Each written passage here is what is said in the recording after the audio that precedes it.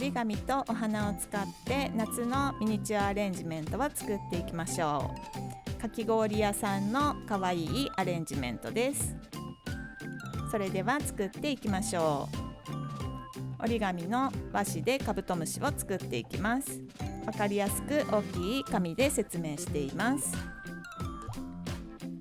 こちらの動画は動画レッスン折り紙とアレンジメントキットのダイジェスト版になっています。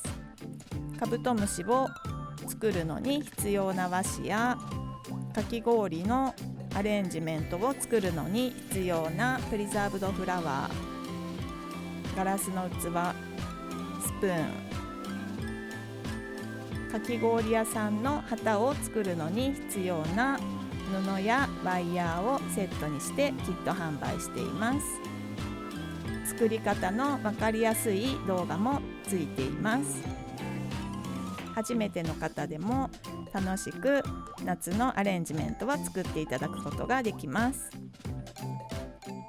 夏休みの課題にもぴったりな可愛い作品ができます。よろしければ概要欄をご覧いただきご利用ください。折り紙のカブトムシができました。カブトムシができたらかき氷のアレンジメントを作っていきましょう。ガラスの器にリアルに見えるようにグラデーションのプリザーブドフラワーのアジサイやシダを使って作っていきます。かき氷にスプーンを添えて飾ってみましょう。かき氷屋さんの旗も作っていきましょう。氷ですね。氷の字を書いていきましょう。いきなり書いていってもいいです。うまく書こうと思えば思うほどうまく書けないので、こういうのは思いっきり考えずに書くのが一番です。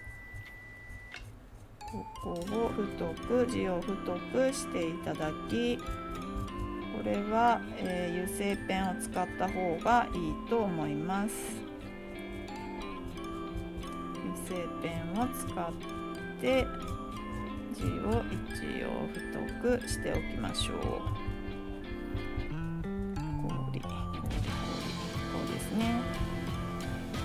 氷の字を書き、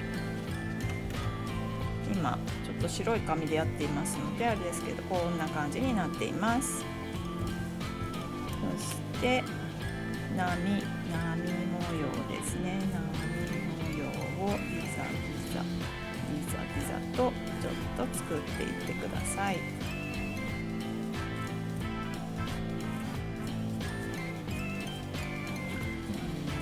模様を今描いています。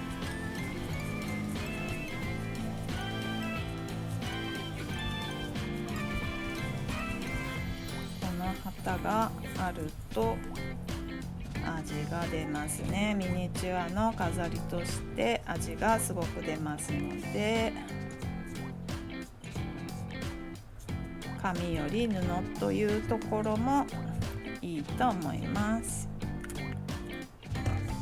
波模様には、ちょっと模様をちょっと黒い模様もつけてもいいかと思います。そしたら飛んでいる千鳥を描いていきましょう。なんかここに小鳥がいるんですよね。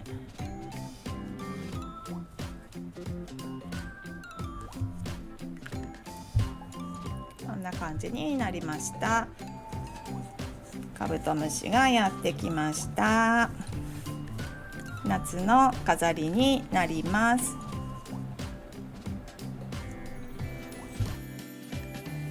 かき氷のアレンジメント完成です。皆さんも作ってみてくださいね。